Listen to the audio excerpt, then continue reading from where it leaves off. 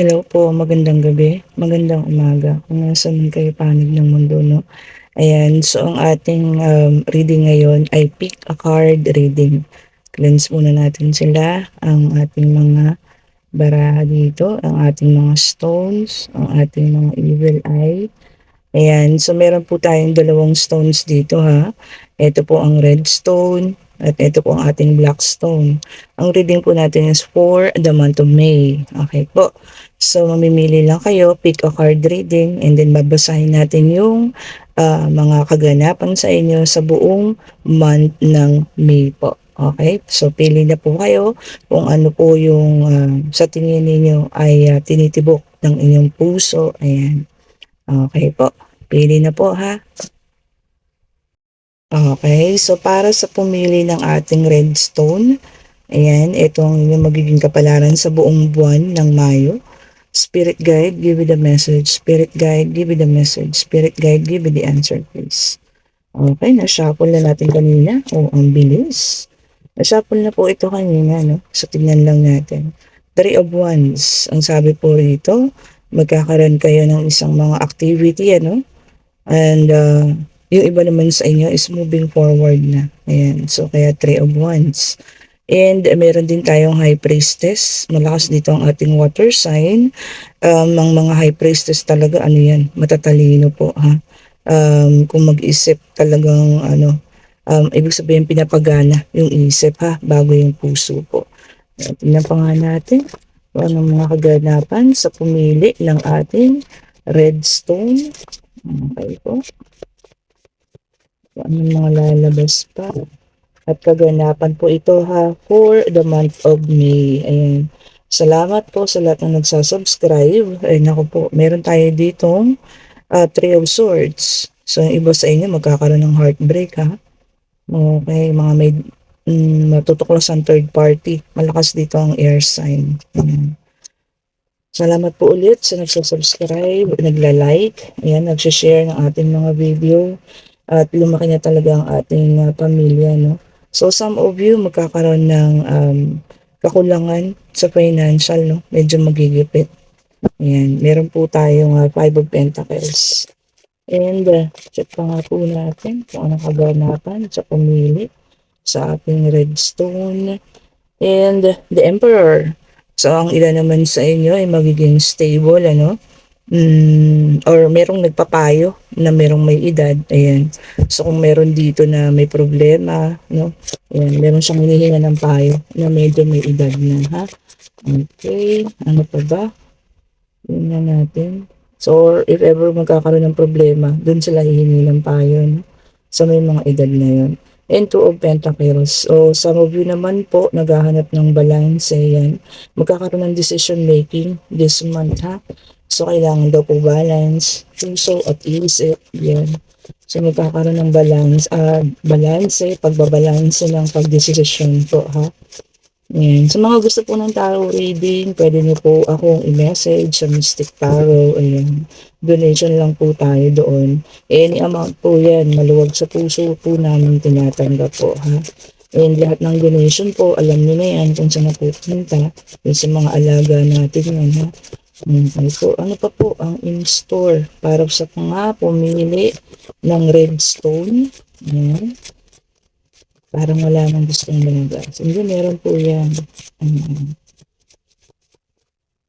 Pick a card reading po ito ha. Ayan, dun sa mga na-late na nakapanood. Umpisahan nyo na lang po and pumili po kayo din sa dalawang stone. Meron tayong blue stone at itong ay nauna, which is yung red stone ha. Ayan, so parang ayaw na mag-flip. Bakit kaya? O kaunti lang ba yung in-store para sa mga naka-red stone. Ayan. And, ayun. Justice. Ang iba naman po sa inyo ay makakamtan na yung ano, no? Tawag dito, justice. Ayan. So, meron dito yung, meron dito yung iniwan, ganyan. Magkakaroon na raw po ng justice, yung may mga kaso, no? Malakas po dito ang air sign, Libra. Ayan. So, ayan po. Yung mga naghihintay ng justice, ha? Ayan, kung meron ng taong may nakagawa sa inyo ng kasalanan. And meron din po tayo ditong The Hangman. So, ang iba sa inyo ay makakaramdam ng para pong pause yan. Or yung iba naman sa inyo ay letting go na. Tungkol siguro to sa relationship. Ano? Malakas po ang ating water sign, Pisces. Ayan. O kung sino po yung nakaka-resonate ha. Tignan pa nga natin kung ano pang in store sa mga nakakuha. Ito, dalawa. Or pumili ng redstone. Merong the sun. So, ang iba sa inyo po ito ay nasa new beginning na. No? Positivity lang daw po. Malakas ang ating fire sign. And ang iba naman ay feeling trapped. So, siguro ito yung mga nasa trap pa na mga situation or nasa mga situation pa na kumbaga nag-iisip ano kung itutuloy ba ang relasyon ganito, kung toxic naman na kasi, bakit hindi pa natin bitawan, ano? So, ayun, meron dito mga feeling trap po, and mag-iisip. Eight of Swords, malakas ang ating air sign. Ilang beses na lumabas ang ating air sign. Ano pa po ang in-store sa mga pumili ng ating red stone or red gem and temperance. Ayan, meron talaga naghahanap ng balance po, Meron din naghahanap ng purpose in life. O, nag-iisip. Malakas yung air sign, fire sign na naman. Po. And, ano pa ba? Ang ating pong in-store sa mga pumili ng ating red stone and lumabas ang ating the devil. Earth sign po ito ha, Capricorn. Ayan, so yung iba rito ha, kung meron may mga tawag dyan, addiction sa mga material na bagay, ayan, bitawan yun na po yan kasi yan ang nakakapos sa inyo ng malaking gastos. And yung mga nasa toxic na relationship, ayan. So, sinasabihan na kayo ni universe, bitawan na raw po, ha? Lalo na kung sobrang nakakasakit. The Fool. Yung iba talaga meron na pong new beginning, air sign naman yung ating malakas. So, naghahanap na ng bagong, maaaring bagong kabuhayan, bagong relationship, depende na po kung anong situation natin ngayon. And the world, ayan po, sabi po kung ano naman daw po yung inyong mapili, kung nasa new beginning na kayo, magkakaroon na raw po ng success. Okay po. Kasi the world na to, and may pag-travel po, ha? So, ang ilan sa inyo may pag-travel. Okay, tignan pa nga po natin. Sino yung mga nagtatanong na may pag-travel din, ha? So, meron pong may pag-travel. Mga aalis ng bansa, ayan, matutuloy na kayo. Tignan pa nga natin. Check pa po natin. Kung ano pa kayo doon. And the chariot. Meron po talagang movement, Kung sino man yung pupunta sa ibang bansa, ayan, matutuloy na po kayo. And sabi rito, may journey. Ayan, panibagong pakikipagsapalaran. Okay, check po natin. Ito pa. And Nine of Wands. Yung iba naman sa inyo dito feeling, sugatan, ganyan. Yung mga sobrang pagod na. Ayan, kung talagang hindi na po kaya, sabi ko nga bitawan na. Malakas dito yung fire sign. Ilang beses na lumabas. Aries, Leon, Sagittarius. Okay po. So, ito yung in-store sa atin. Iba-iba yung mga nakuha natin ngayong monthly travel.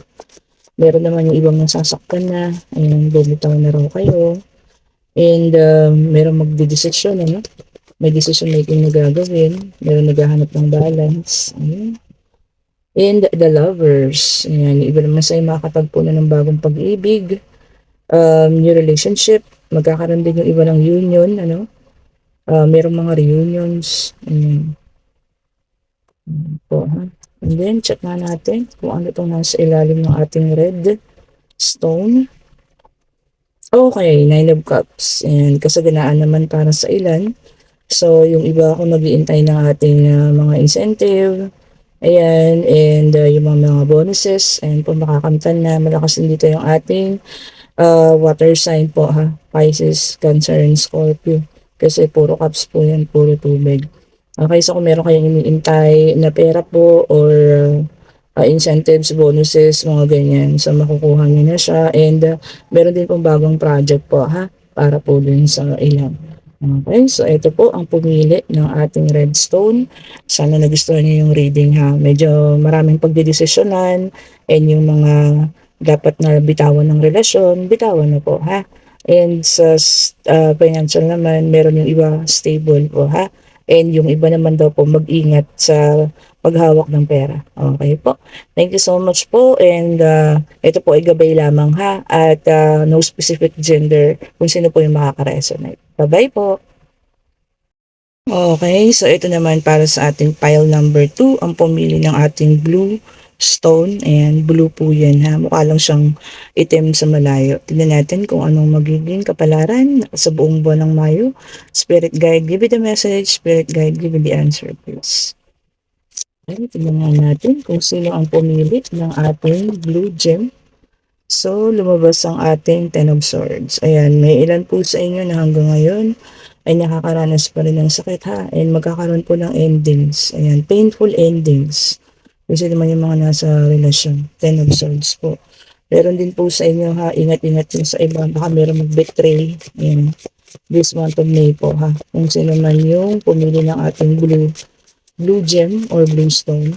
Ayan, and available pa rin po ang ating evil eye. Ayan, magandang protection po yan ha. Lalo na din sa mga taong nag-iisip sa inyo ng hindi maganda. Ayan, babalik po sa kanila yan. Okay, check na natin ito. And the Hierophant. Ito rin po may movement. So, maaring iba sa inyo mag-iisip maghanap ng ibang trabaho, lilipat, ayan, mag-a-abroad. Depende na po ha. And the moon. Yung iba po sa inyo rito ay magkakaroon ng anxiety, takot, yan, sa isang bagay. And malakas po ang ating water sign, ha? Ayan, kontrolin po natin ang ating emotion. Okay po, lalo na yung mga nasa hindi magandang sitwasyon ngayon, ano? Pagdating sa love life, ha? Kontrolin po natin. Kung hindi na kaya talaga, sabi ko nga kagaya din sa pile 1 kanina, bitawan na. And meron po tayong 6 of Pentacles, okay?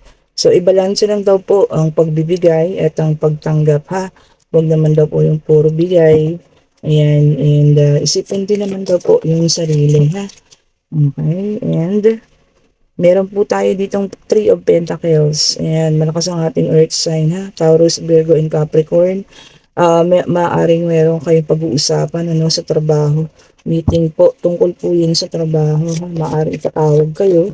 Okay, sa itong buwan na to. And meron tayong the strength. Fire sign naman ito. Lakas ng loob, unang loob. Ayan, kung ano man yung pagdadaanan sa buwan na ito, pakatatag and lakas ng loob, unang loob. Ano pa nga natin? Oh, ayun, naglabas. And meron din tayo ditong Knight of Pentacles. So, ang iba po rito ha, meron na pong darating na bagong tao. Ayan, at meron siyang i-offer. Malakas dito ang ating Earth sign, Taurus, Virgo, and Capricorn.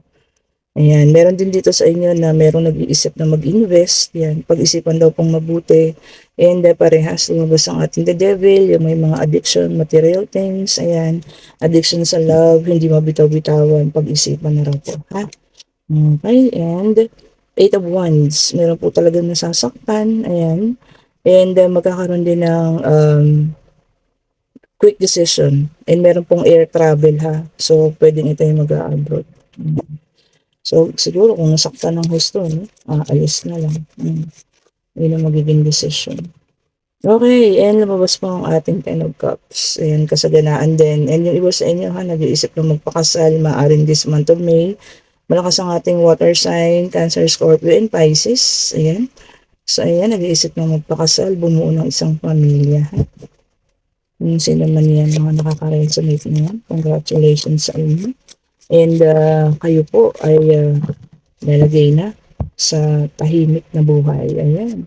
The Hermit, ang iba naman sa inyo nagsa-soul searching, ano? Maaaring ito yung mga na-broken. Ayan, natag-iisip lang na ngayon. Ayaw makisalamuha. Earth sign po, Virgo, yung malakas. And High Priestess, meron din ilan dito sa inyo ha. Kagaya nga ng sabi ko kanina, ang High Priestess inauna ang pag-iisip po kaysa ang puso. Malakas ang ating water sign. Ayan, check pa po nga natin kung ano pa ang in store para sa pumili ng blue gem or blue stone. Ayan. Medyo matahimik na sapagkat gabi na po ngayon. Hindi kagaya kanina, medyo maingay-ingay yung reading natin. And the Empress, may High Priestess na, may the Empress pa ha. So ito po ay Earth sign naman. So ang the Empress naman, abundance ito ha. And maaari pong may magbuntis. So, fertility. Okay, for the month of May. So malakas po ang ating Earth sign ha. Taurus yan. Mga Taurus yan. Okay. Yun pa po natin. Ayan, gusto mga ayaw magbuntis. Ingat-ingat po ha. Month of May, meron daw maaaring magbuntis. Check po nga po natin kung ano pa. Kung meron pa. Yung mga pumili ng ating Bluestone, the Star.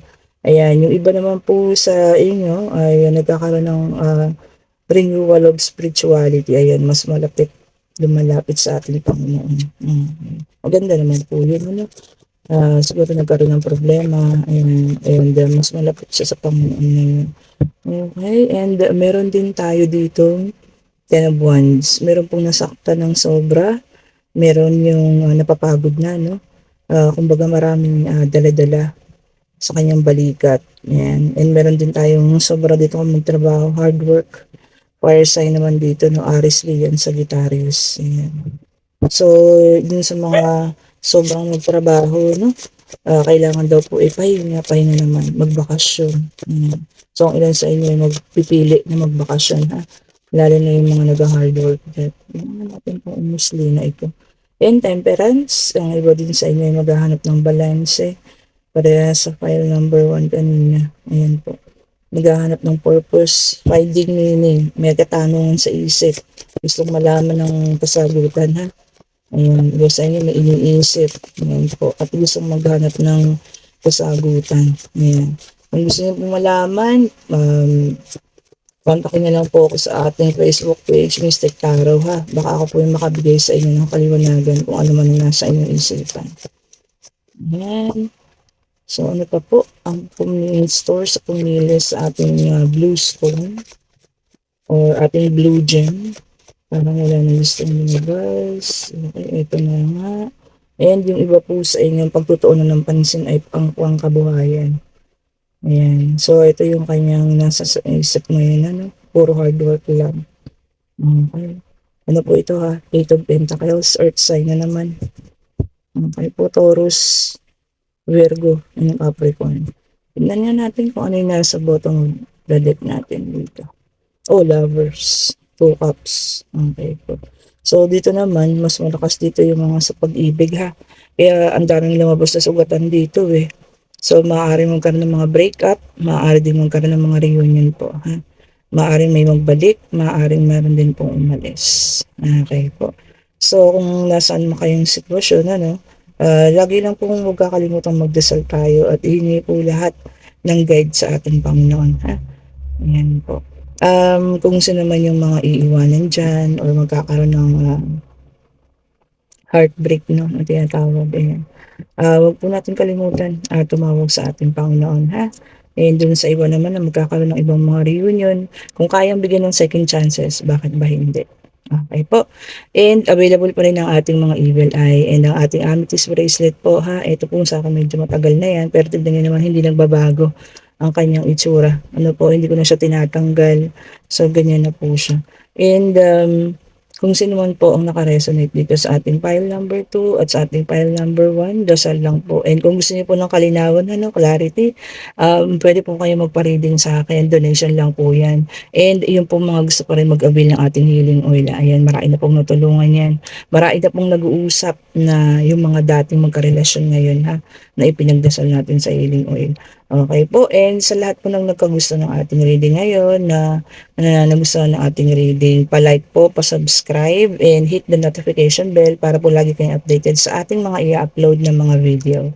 Thank you so much po sa panonood. God bless po sa lahat. Bye-bye po!